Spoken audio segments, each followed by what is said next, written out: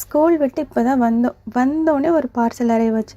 So உடனே அதை open பண்ணணும் அப்படின்னு என் பொண்ணு ரொம்ப ஆசை.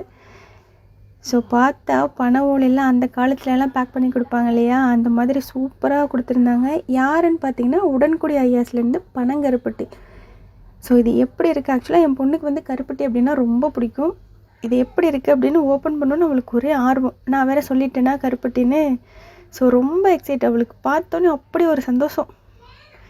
நீங்களே பாருங்கள், பார்த்தோன்னே உங்களுக்கு தெரியும்.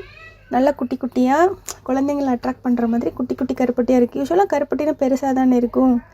இது பாருங்கள் எவ்வளோ சூப்பராக குட்டியாக இருக்குன்னு. அவளுக்கு அப்படி ஒரு சந்தோஷம். அந்த கருப்பட்டி எடுத்தோடனே சாப்பிட்டுட்டா பாருங்கள். ஸோ உங்கள் வீட்டு குழந்தைங்களாம் கருப்பட்டி சாப்பிடுவாங்களா அப்படின்னு சொல்லுங்கள். ஏன்னா இப்போ இருக்க குழந்தைங்க சாப்பிட்றதே கிடையாது. ஸோ ஒயிட் சுகருக்கு பதிலாக கருப்பட்டி யூஸ் பண்ணுறது ரொம்பவே நல்லது.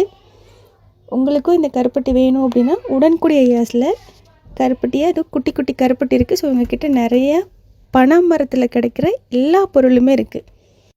உங்களுக்கு இவங்களோட கருப்பட்டி வேணும் அப்படின்னா உங்களோட பேஜை டேக் பண்ணுறேன். அண்ட் ஆல்சோ வாட்ஸ்அப்லேயும் நீங்கள் ஆர்டர் ப்ளேஸ் பண்ணிக்கலாம்.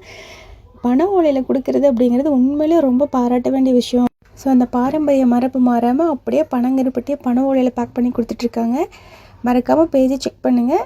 அவங்களோட காண்டாக்ட் நம்பர் கொடுத்துருக்கேன், விசிட் பண்ணி பாருங்கள். பனங்கருப்பட்டி உங்கள் வீட்டு குழந்தைங்களுக்கு கொடுங்க.